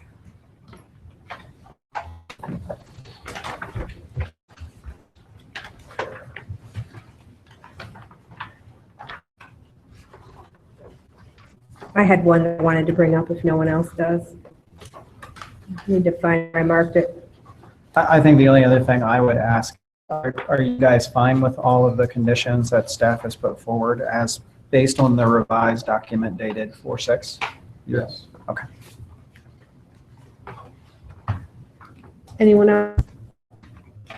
I'd like to come back to item 22. We've discussed it in previous meetings. It's the condition that no commercial truck, trailer, campers, or motorhome traffic shall be allowed on the property for over 1 hour. And my concern is that that gives permission for anyone that fits that description to be there for 59 minutes. And I think that it's Speedway's intention to get people on their way much faster than 59 minutes. I'm just worried that if we put that in there, then technically, based on the way that this is written, someone could stay for 59 minutes. Will there be signage to that effect? There'll be, and I'm going to try and say this kind of a little bit differently. There'll be no signage to the effect of that. There'll be signage saying there'll be no overnight parking and no truck parking, but there'll be no signage saying you have 1 hour. And so it'll be upon Speedway's, on-site management. If there's a complaint, then they could be brought up to the city if trucks are parking. But there will not be a sign saying limited parking to 1 hour.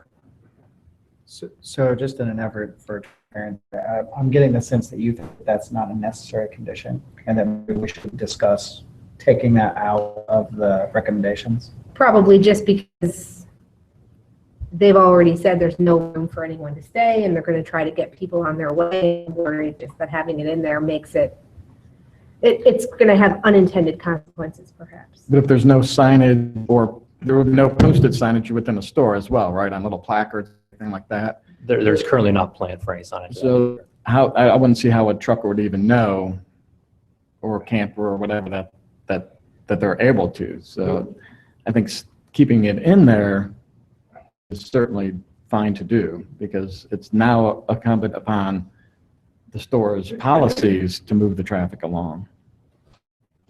So there's nothing they're fine posted. with the condition being, they don't seem to be averse to it. The reason I was put, if I remember correctly, is that the question has to be, what is overnight?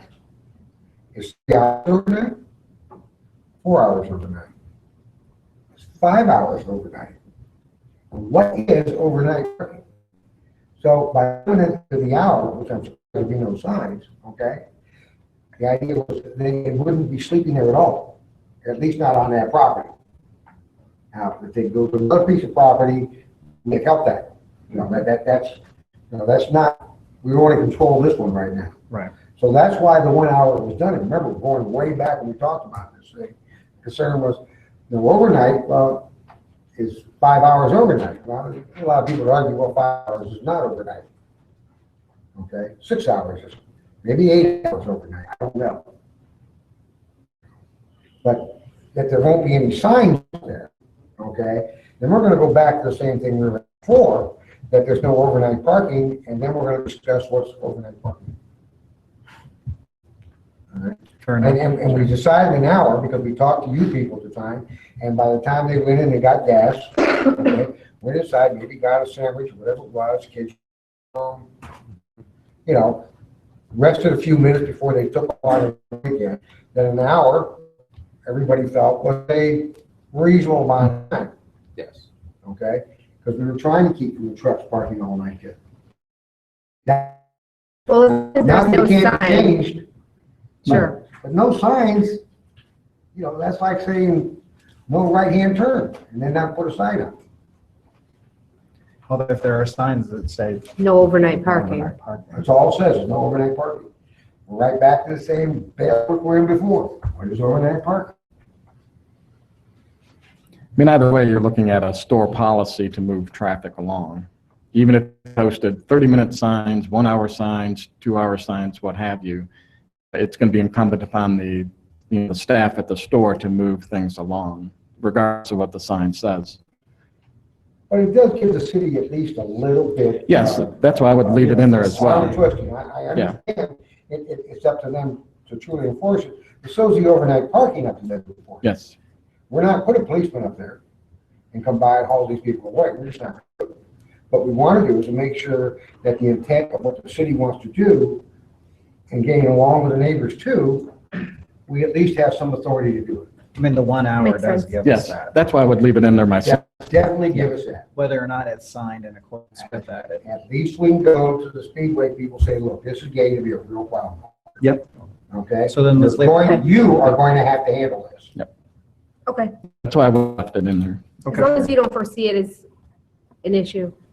No, and we agreed to it during the preliminary, and we will agree to it at this point too. Okay.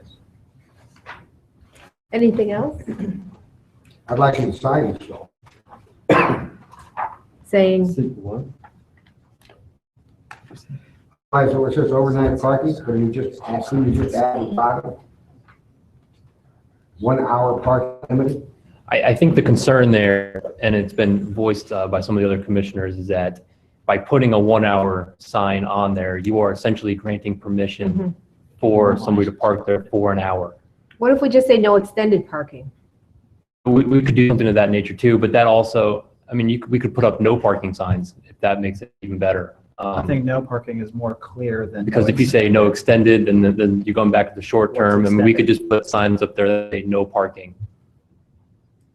No overnight parking and no parking? No, it would just No be a parking. simple sign saying no parking. It wouldn't say no overnight parking, wouldn't say no extended No parking. It would parking. simply just say no parking. How do you put a no parking sign in a parking lot? Well, it would be, It's going to be on the road. it would be, I don't know the signs up here, but the signs would be placed along the exterior of the drive areas. It wouldn't necessarily be placed in areas where an automotive would be parking. It'd be Okay. placed in areas and directed towards traffic within that commercial fueling or truck fueling area. Because we're gonna have employees also, you know, that are there for their shifts. Yeah, we say no parking, and the only place they're gonna park the truck is when they get gas.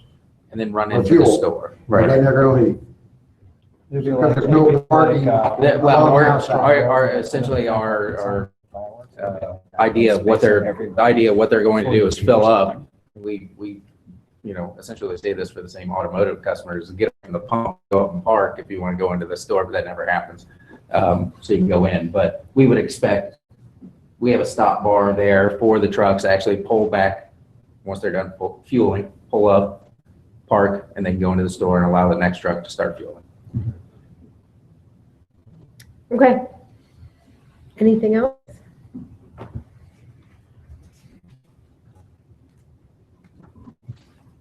Okay, thank you. Thank you.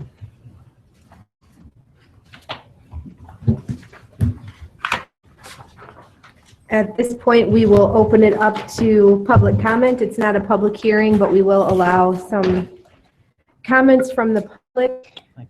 I have two people who have signed up to speak. One is if necessary. Is that if necessary? Okay. And we have Jack McGrail.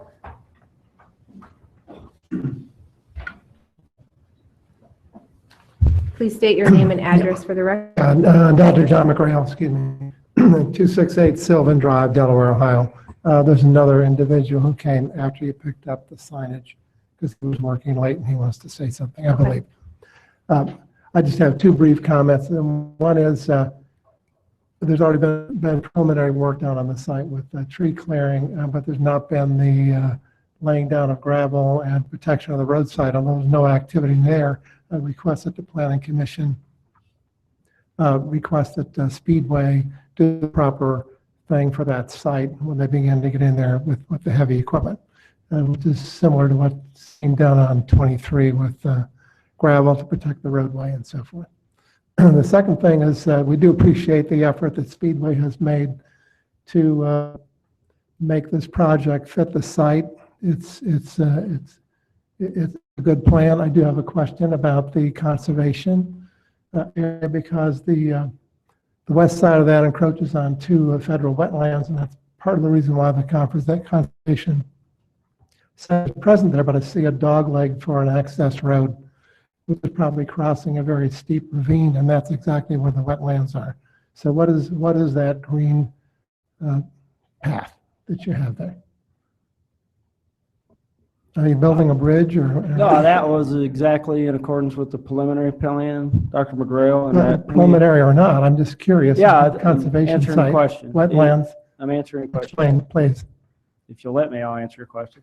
That is in accordance with the preliminary plan to be the future potential access road across to the property to the north.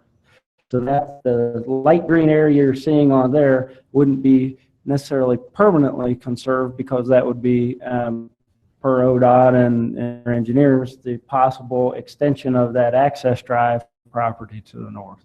And obviously they would have to go through, if that were to happen, they'd have to go through all the permitting required both locally and at any state or federal levels to affect that roadway. It is steep, it's a ravine, it's got trees on it and that sort of thing.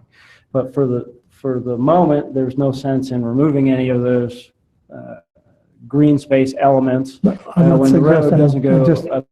curious, the If I planning, could just interrupt, this is public comment, it's not really a time to kind of go back and forth and have a discussion. I'm not, I'm just If- curious if the planning commission is aware that that access road crosses the federal wetlands. And that the Olentangy River coursing through Delaware and Delaware Township is under special protection since June 2014. And there's a lot of work being done in the county and the city, and I just want to be aware, if you're not aware, that that's what you're facing. You have to protect that watershed. That's all. Thank you. Okay.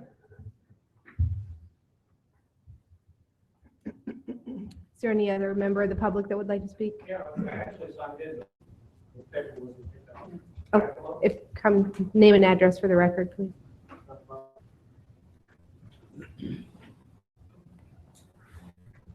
Jonathan Selleck, 246 Tudor Drive, Delaware, Ohio. There was a couple things that were discussed and I wasn't aware of, so I'm figured I'd ask the questions and maybe somebody can tell me. Okay, we'll keep track of the questions and then we'll come back Right, at the end. right. Sir. Where is the bike trail going to? That's the first question. That connects to nothing. Secondly, where's the sidewalk going to? Connects to nothing. Thirdly, how is the semi going to make that turn from Hills Miller, or I'm sorry, from 23 South to Hills Miller? It was discussed briefly, but if anybody's driven semi, that corner cannot be made without truncating the corner where the pole was hit by the car recently. Does anybody recall that? Which closed down a lot of traffic for a while. Speedway mentioned about the products encroaching upon their own landscaping just in the conversation that they've had today. So they're already implying that they're going to encroach upon their own landscaping. So that's something to be backed out, if you will. What is stopping Speedway from obtaining the corner, which what was that, the old gas station, OD's or whatever it was called, keeping them from buying that property? I know it was halted when they wouldn't fulfill some kind of a deal where they had to, the property owner had to remove the fuel tanks that are there now.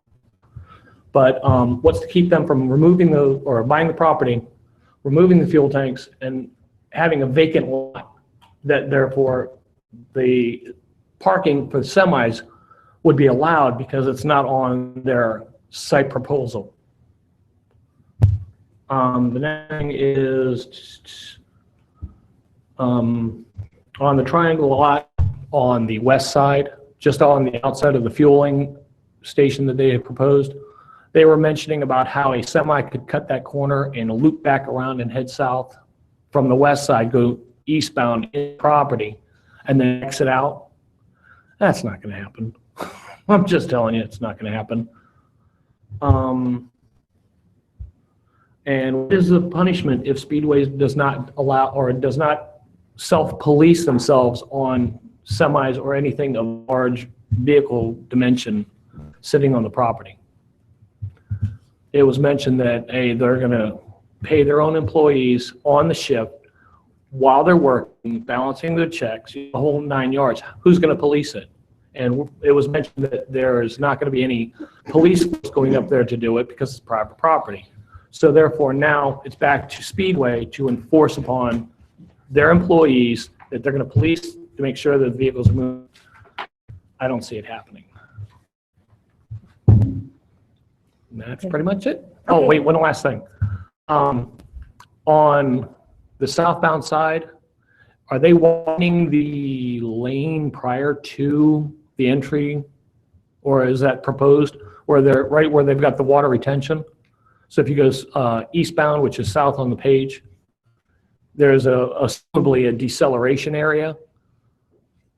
How far north are they going to go on the property to allow a semi to pull there? And how wide are they going to make that lane? Are they going to make it 8 feet, 10, 13 feet? Because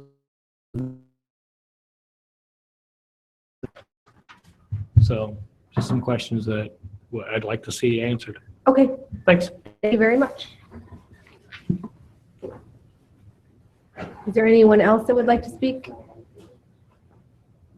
Okay, we'll cover some of these questions then. Regarding the bike trail and the sidewalk, I think we'll give this over to Mr. Eflin, or I mean, I can say it's very standard and typical for us to put this phase of the sidewalk in while this developer is developing this piece of property, so that in case at some future point there is another development that happens somewhere further to the north, that there is a connection point already there. So that's pretty standard and typical with most things that we do, rather than going back after the fact and saying, well, it would have made sense had we put a sidewalk there. That's too bad. And that's happened in some cases where we haven't done that, and then we've been missing a connection. And so just for the, the possibility that there will be something eventually connecting, and I think the question's already been answered, that there's a possibility of something connecting pending federal and state approvals, and they have to go through an entire process. So there is a possibility of something future being there at some point. We also have an city council adopted bikeway plan that is undergoing update and review currently, but it was adopted in 2010, guys? Somewhere around 2010, that shows a bike path coming up in the north part of Delaware and proceeding on to Delaware Lake, a recreational area in approximately this area. When we've worked with 84 Lumber most recently on just a small addition that they did, there was also a requirement to provide bike path easement as well, plans for that project. So that, as Councilwoman Keller said, and I think Commissioner Halter's fond of saying this, someone built the first road somewhere first, and the first bike path somewhere first. And so at that time, doesn't connect anything. But if you don't build the first one, you can't build the second one. Is that a fair summary of what that's usually what you like to say? So it's just good Delaware planning to make sure that as we have an applicant in front of us, that we make sure we get with that bite of the apple that particular adaptation, and we have an adopted bikeway plan as well that shows that. The sidewalk is the same thing. Is the same issue, and it's along Hills Miller Road, shown here. And then during the preliminary reviews, the comments were made to make sure that we connect it to the actual front of the store, because there could be, with the store going in, there could be folks from the Bruce Road area and down Hills Miller that want to walk to the store. Obviously, Speedway only controls their frontage, and so again, they're putting their portion of the sidewalk in. And then also putting in, change from preliminary to final, is putting in that connection to and through to the front. Okay, that's a code requirement as well. Second question was regarding the semis making the turn on Hills Miller. I think we've already discussed that. I'm not sure what we could add to the conversation if our engineers want. We're on top of that. It's one of the reasons why what would normally just be a comment in one of our review letters has made it into a condition to signify that we're on top of that issue, and we'll see resolution to it. The design is just not done at that corner, so we can't say it's fit. We've found the solution. We're in the middle of working with the designer. I would argue that if you take a look at the circulation plan too, that answers a lot of the questions about the ability of the semis to maneuver around the site. They have done an auto turn and have shown all the maneuvers that would take place within the site, and it's clearly drawn out there. So. Our opinion is it'll accommodate the turning movements. So it's a difference of opinion, I guess. The next question was, what's stopping Speedway from buying Obies? I'm just going to go out on a limb. I mean, there's not a single thing that we could write into the conditions of this to prevent a property owner from purchasing land that would be for sale. And there's not a condition that we could write on land that isn't in the city. So really nothing. And so that would be, with anyone else's property rights, anyone could purchase that if it's for sale, and that would be between that property purchaser and the township. And I think you'd also have to consult the township zoning regulations with respect to that side. I don't know what they are off the top of my head, but it doesn't have to be Speedway purchasing it. The current owner could do whatever they can do under those township rights as it sits today. The next question is, what is the punishment if Speedway doesn't police themselves? I think there was a statement made that was misconstrued a bit when we said our police aren't going to be going up.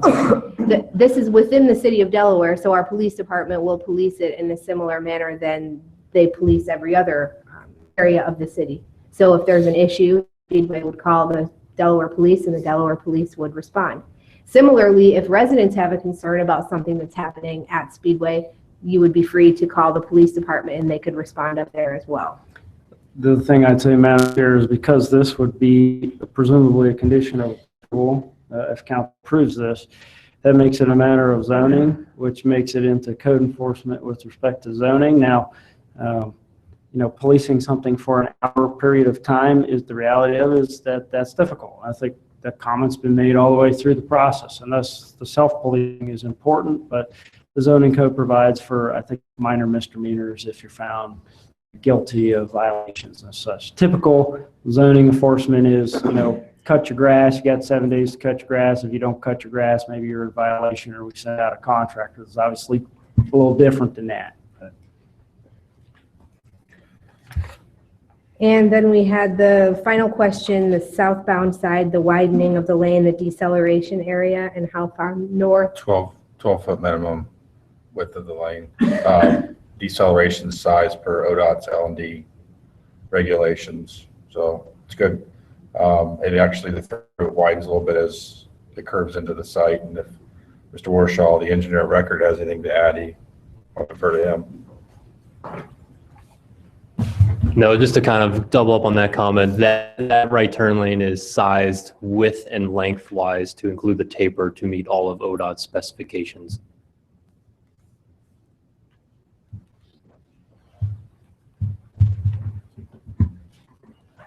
Thank you.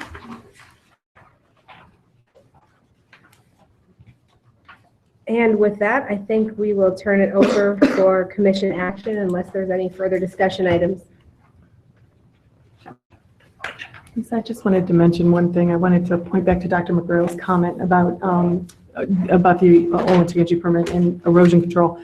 One of the reasons you don't see the stone drive and the provisions that you saw, for instance, down south on 23, that is simply tree clearing right now and no earthwork disturbance. They're not grinding stumps or anything along those lines. Those are kind of the rules at the tree clearing stages. Once they move into construction and start actually disturbing earth, we will require that drive and all the erosion control measures. So just want to make sure I clarify that.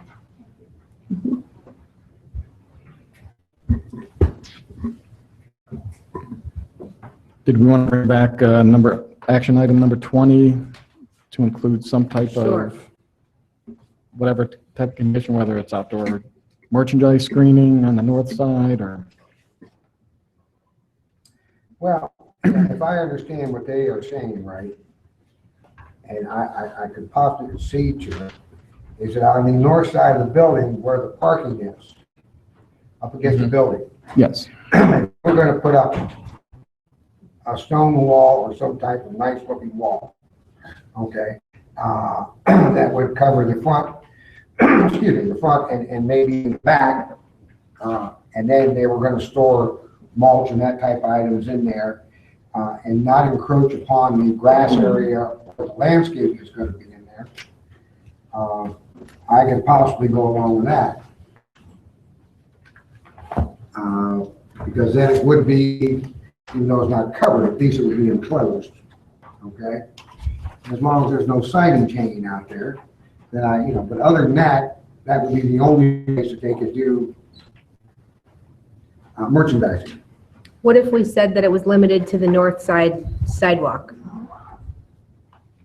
I don't see how we can ask them to build. I think stone walls are going to look worse than. It's just going to be continuous. I was going to say a continuation of the building on the north side along the sidewalk for screening. Commissioner, if I could direct your attention to page 2 of the staff report at the bottom of that configuration. Also, staff would suggest potentially installing a low wall 2 to 3 feet to delineate the storage area and shield the outside merchandise from public right-of-way. So if that helps you find maybe some words or some additions, at least as far as we're suggesting to you. And you could add in materials to match the building and site materials. I guess I could live with that, okay? And the only other thing, and I can't find it in here, and I'm trying to skim down through this thing, where it says no overnight parking. I guess we've kind of decided to change that to no parking.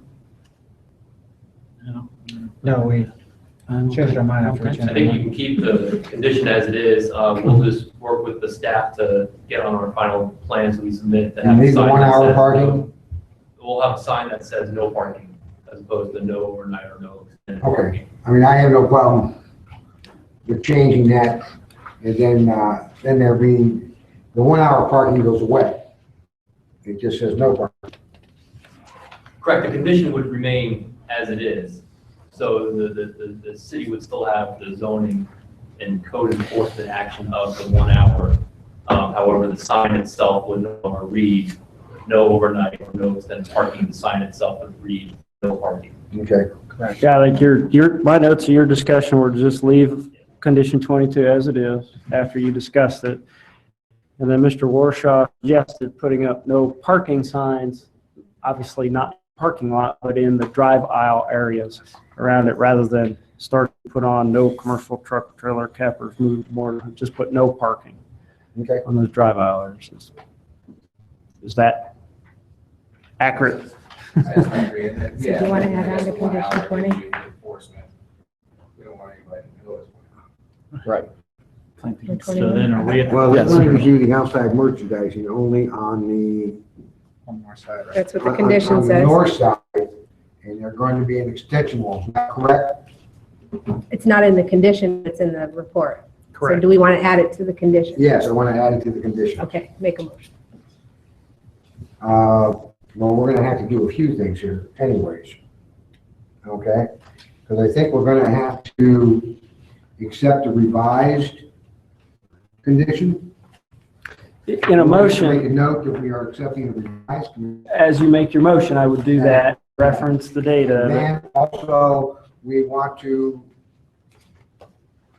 I think if we change, because it's 20 and 21, we're talking about the outdoor merchandise be limited to a design designated area to be shown on the final approval. I think Should 21 go as away? per staff's recommendations. I got a suggestion for you. I think you can leave 21 and still meet what you've talked about. And I think in 20, if at the end you simply added something, doing this on the fly, but something to affect the shall be located on the north side of the building, including improvement with 2 to 3 foot walls utilizing the same materials as the building and site construction. Can we not just refer to your staff report that says that? We'll put it here like this. 'Cause I think it's that way, cleaner the to staff get- report, to for put it some in. reason, does not show, somebody can't find it again. Correct. They got it here. And Did you get that? Again, this is a recommendation, so it would appear in the final ordinance before council. Can you say it again, Dave? I have, Taking notes. I I'm saying the outdoor Could you merchandise. resay it? What'd I say? I have, outdoor merchandise will be limited at staff recommendations to be located on the north side of the building with the 2 to 3 foot walls utilizing the same material of building as the building. It's like material, yes. I'm good. Okay. Say that again, please. Oh, that's just cruel. Elaine, she's suffering tonight. So we're adding, I can read it. We're adding, shall be located on the north side of the building with 2 to 3 foot walls, utilizing like material as the building.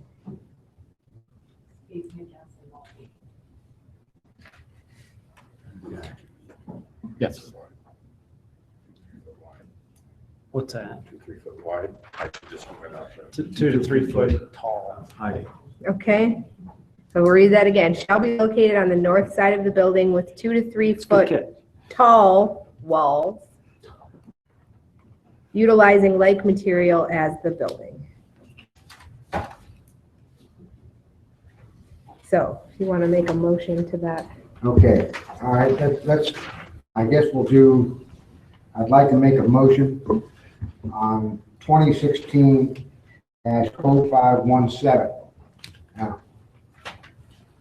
along with all of staff's recommendations and conditions, and we are using will be the revised 4/6 of 2016 revisions Conditions. and conditions. And we are going to take number 20 and add to it at the end, okay? Shall be, it'll say the outdoor merchandising icebox propane tank is set, shall be located on the north side of the building. And shall be building with a 2 to 3 foot high wall with like materials as the front of the building is. I think that's the only changes. Oh, and I guess it'd be I don't know if we have to do it, but the signage for the signage will say no parking. Actually, Mr. Halter, we would need to make an a motion to amend item number 20 with that, and then have that done as a approval before we go into the entire Yeah, case. you do it Yeah, we'd have to one at a time.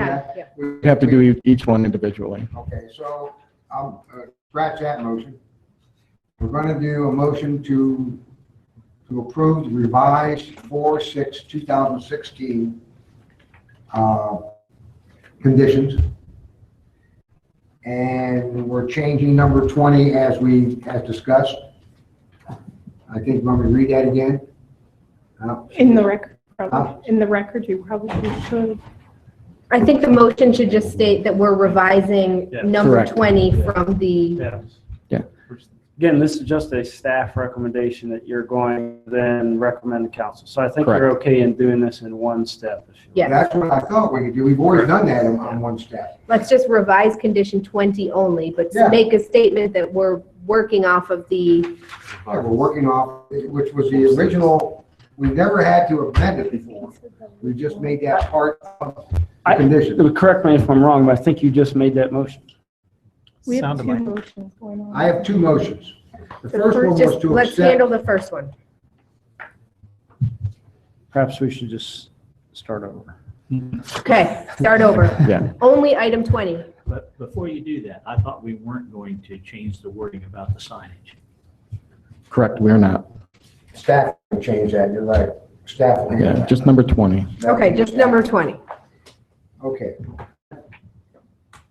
Madam Chair, It Yes. was just getting really confusing with the vending machines and outdoor sales, and I just wanted to clarify or see where we were going with the motion. With the ice machine and propane, on our front elevation currently, we show an ice machine and a propane cage out front. And I think we kind of got to the outdoor sales is mulch, seasonal sales that would be enclosed. Those feel like those are unsightly things. And generally, we have a couple other ice machines and propane cages as additional storage to keep on the side. I think Dave was alluding to that during his initial staff comments. no, Brian, I mean, one of the changes to your elevation here doesn't have to do with the building, though, is that in the preliminary, the ice machine wasn't shown around the front, and in the final, showing it around the front. Our recommended condition is that the ice machine, propane, and now maybe a seasonal storage area with a wall Sure. is on the north, it's all on the north side of the All on the north building. That's our recommendation. Okay.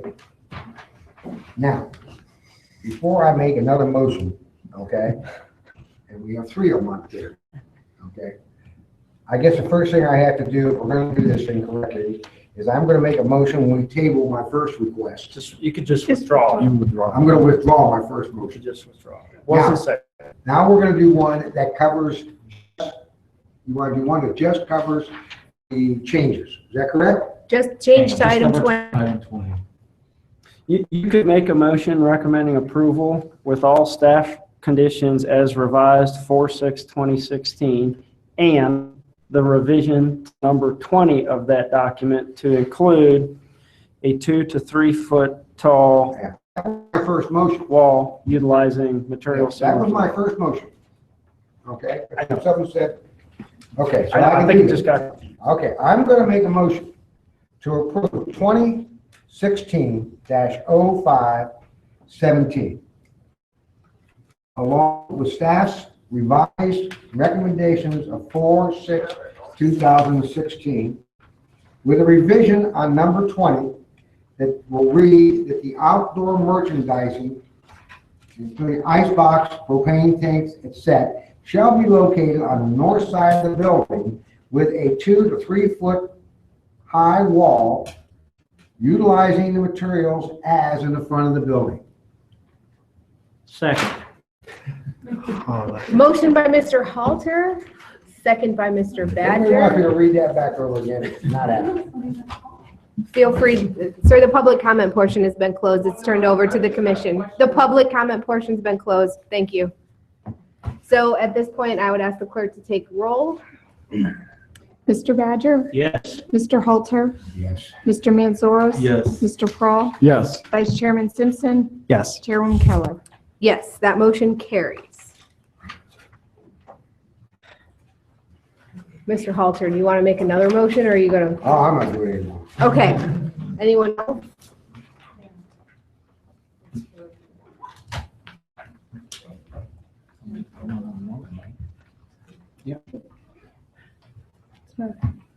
Did that motion, You just recommend approval of the case with those that conditions. motion included everything? Right. Okay. You don't need to do so- anything else on that case. All right, so the motion carried, the case carried, and we are ready to move on to item number 4, which is the planning director's report. Thank you, Madam Chair. I have nothing specific to report tonight due to the lateness of the hour. I'm happy to answer any questions you may have. At glance, per our normal process, can you give a synopsis of any cases that might be coming forward in the next month? I can tell you the summer looks busy, guys. Yeah, currently, no cases have been submitted, but I'm anticipating 4 cases next month, is what I'm hearing. So we'll see how it plays out. Okay. Anything else? All right, move on to item 5, commission member comments or discussion. We'll start with Mr. Manzoros. Any plans or any discussion about what's going to happen in that space just to the west of 12 West? Plans for that space have been brought forward and reviewed and approved on a couple of occasions by the Historic Preservation Commission.